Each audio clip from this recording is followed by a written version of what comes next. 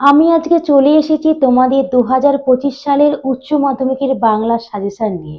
তা আমি তোমাদের আজকে পূর্ণাঙ্গ সহায়ক গ্রন্থের আমার বাংলা থেকে কিছু সাজেশন দিতে চাই। ঠিক আছে, এবার আমার বাংলা থেকে তোমাদের মোট কটি কোশ্চেন আসবে? দুটি কোশ্চেন আসবে 5 মার্কসের। তার মধ্যে তোমাদের একটি লিখতে হবে। চলো দেখে নিই আমার বাংলা থেকে কি কি বিষয় আছে, কি কি গল্প আছে দেখে নিই।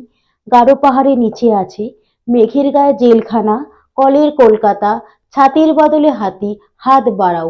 এই মোট 5টি গল্প তোমাদের পড়তে হবে।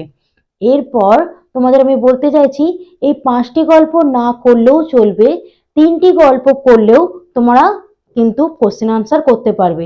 কিন্তু যারা 100 পেতে চাইছো তারা এই 5টি গল্পই খুব ভালো করে পড়বে। আর যারা একটু স্মার্ট ভাবে বা মধ্যম মানের ছাত্রছাত্রী, কম পড়ে বেশি মার্কস পেতে চাও, তাদের উদ্দেশ্যে বলছি তোমরা 3টে গল্প করলেই হবে। কারণ গারো পাহাড়ের নিচে থেকে আর হাত বাড়াও থেকে আগের বছরে প্রশ্ন চলে এসেছে। তাহলে এবারে তোমাদের খুব গুরুত্বপূর্ণ কোনগুলো? না, মেঘের গায়ে জেলখানা, কলের কলকাতা আর ছাতির বদলে হাতি। আমি আজকে এই 3টে টপিক থেকে তোমাদের কিছু কিছু গুরুত্বপূর্ণ বলবো প্রশ্ন, সেগুলো তোমরা অনায়াসে পেতে পারো। ঠিক আছে, তোমাদের বলছি প্রথমে। যেমন মেঘের গায়ে জেলখানা থেকে আমি কিছু প্রশ্ন বলছি, এগুলো খুবই কিন্তু গুরুত্বপূর্ণ। 1 নম্বর, আজ ইংরেজ নেই তবু আগের ব্যবস্থায় বহাল আছে বক্সাই। বক্সাই কোন ব্যবস্থার কথা বলা হয়েছে? যখন বক্সাই ইংরেজরা বন্দি শিবির তৈরি করেছিল তখন সেখানকার পরিবেশ কেমন ছিল? প্রথম কোশ্চেন। 2 নম্বর, জেলখানায় অসহ্য লাগে অপরাধের তুলনায় শাস্তির এই হেরফের। কোন জেলখানার কথা বলা হয়েছে? তোমরা বুঝতে পারছো কোন জেলখানার কথা বলা হয়েছে।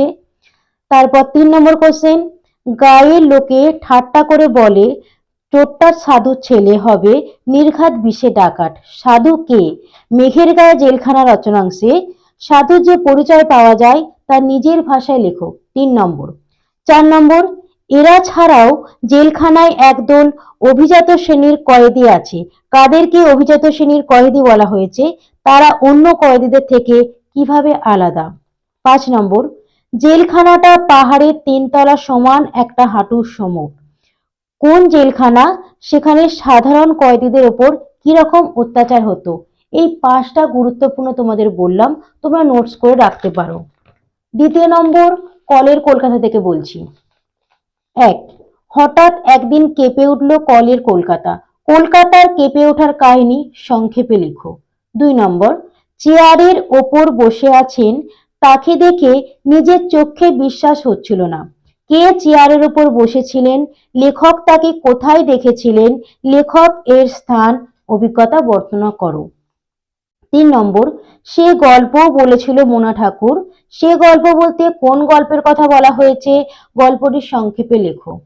4 নম্বর, বছর 5 পর নিজের চোখে দেখলাম সে আজব শহরকে। কার কথা বলা হয়েছে? আজব শহরের কোন দৃশ্যের কথা বক্তার চোখে ধরা পড়েছে? কলের কলকাতা থেকে তাহলে কটা কোশ্চেন দিলাম? 4টে খুব গুরুত্বপূর্ণ কোশ্চেন দিলাম। তারপর 3 নম্বর, ছাতির বদলে হাতি। 1, যে চেংম্যানের মাথায় আকাশ ভেঙে পড়ল। চেংম্যান কে? তার মাথায় আকাশ ভেঙে পড়েছিল কেন? 2 নম্বর, চেংম্যান বুঝতে পারে সে ইঁদুর কলে পড়েছে, তার এই চিন্তার কারণ কি? 3 নম্বর, তাতে চেংম্যানের চোখ কপালে উঠল। তাতে বলতে কি বোঝায়? কোন বিষয়ের প্রতি ইঙ্গিত করা হয়েছে? কি কারণে চোখ কপালে উঠেছিল? 4 নম্বর, আর এক রকমের প্রথা আছে নানকার প্রথা। নানকার প্রজাদের অবস্থা কেমন ছিল? পরে তাদের অবস্থার কি পরিবর্তন হয়েছিল? 5 নম্বর, বানানো গল্প নয় কোন গল্প? সেই গল্পটির বর্ণনা প্রবন্ধ সহকারে লেখো। তাহলে আমি তোমাদের ছাতির বদলে হাতি থেকে 5টা কোশ্চেন দিলাম, কলের কলকাতা থেকে 4টে কোশ্চেন দিলাম, মেঘের গায়ে জেলখানা থেকে 5টি খুব গুরুত্বপূর্ণ কোশ্চেন দিলাম। এগুলো তোমরা খুব ভালো করে পড়বে, তাহলে তোমরা তোমাদের সাজেশনের মধ্যে পেয়ে যাবে। ঠিক আছে, আজকে এটাই বলার ছিল যে আমার বাংলা সহায়ক গ্রন্থ থেকে তোমরা এই 3টে টপিক করলেই তোমরা তোমাদের উত্তর লিখতে পারবে।